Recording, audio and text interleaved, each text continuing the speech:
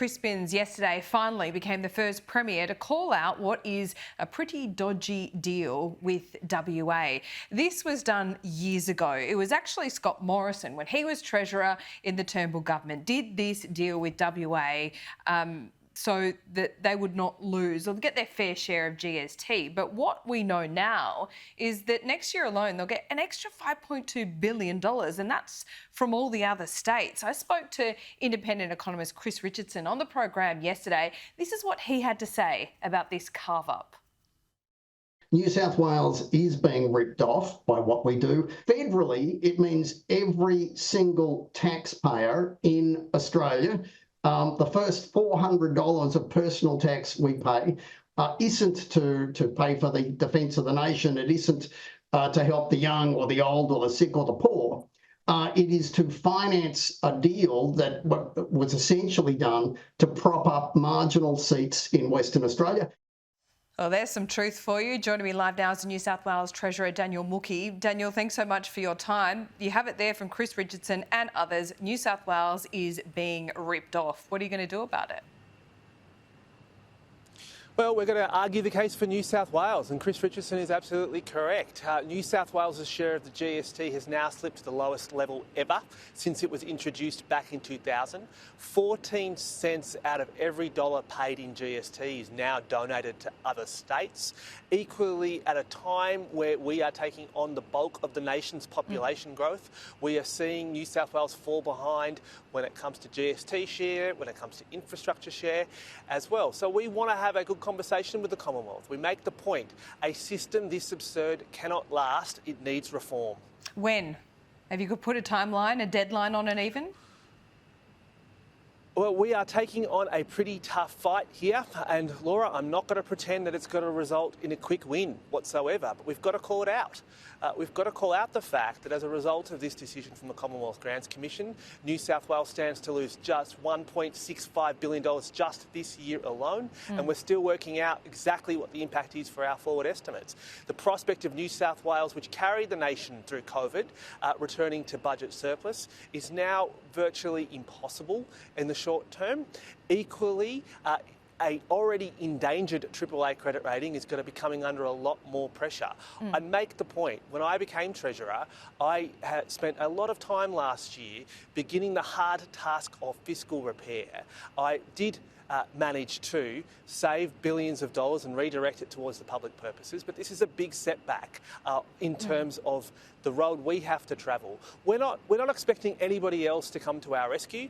We're not expecting anybody else to bail us out, but we're making the point that a system like this will continue to see New South Wales transfer a lot of its wealth to other states. We accept our responsibility as the biggest and best economy in the nation, but we need fairness, particularly because our population is growing faster than elsewhere. Well, why should WA get a single cent more when it has been the biggest beneficiary from natural resources, the mining boom, for the better part of the last decade? Look, I think the criticisms that have been made of Scott Morrison's deals are valid, but I'm a realist. Sure, but hang on. Treasurer. Scott Morrison did this deal, right? But it was this government, the Albanese government, who extended that deal. Why? I mean, this is a pork barrelling exercise. Will you admit that? They need to hold these seats. Well, it's not for me to explain federal government decisions. I mean, but how else would you explain it then, Treasurer? How else would you explain it then? If it's not to retain seats that they need to hold government, why would they be doing it? Well, again, it's for the federal government to explain their own rationale. I would point out it was a good thing that when we managed to extend the no worse off guarantee for 3 years, that's deferred the fundamental question around the sustainability of these arrangements for 3 years. It is a credit to Jim Chalmers and Anthony Albanese that arrangement was put in place at the end of last year. But ultimately, in 3 years' time, we'll be having this debate again. We will. Wasn't it clear? Wasn't it clear when they came into office that it wasn't a fair deal?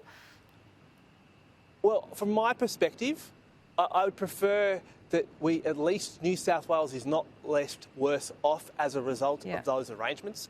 I said to you before I was elected that would be our priority, to make sure that we're not the victims of that deal. But Laura, I'm not going to allow that to distract from the immediate problem that we have and what was particularly disappointing about this week's result, which would see effectively a lot of money leave New South Wales and a lot of money go to other states like Victoria and South Australia and Tasmania. There's a variety of factors which is why I say this system is absurd. It's time to call it for what it is, and we have to have the conversation about ensuring that we have a fair system that supports all our Australian citizens regardless of which state they're in. I mean, but you should be able to have more than a conversation. You're a Labor government, the federal government's a Labor government. Don't people expect you to have the kind of relationship where you can get quicker results? Well, I'll just point out that I don't think the history of our federation has ever resulted in these type of tensions being resolved quickly. Yeah. But they start with us telling the truth about how they are right now. Okay. And that's what I've been doing. Well, at the very least, would you be calling on the Treasurer, the federal Treasurer, to, okay, see out the end of the 3-year extension, but after that, no more? At the very least. Well, my position hasn't changed. If the federal government decides to prop up other states, then they need to make the guarantees to New South Wales permanent. That's my view.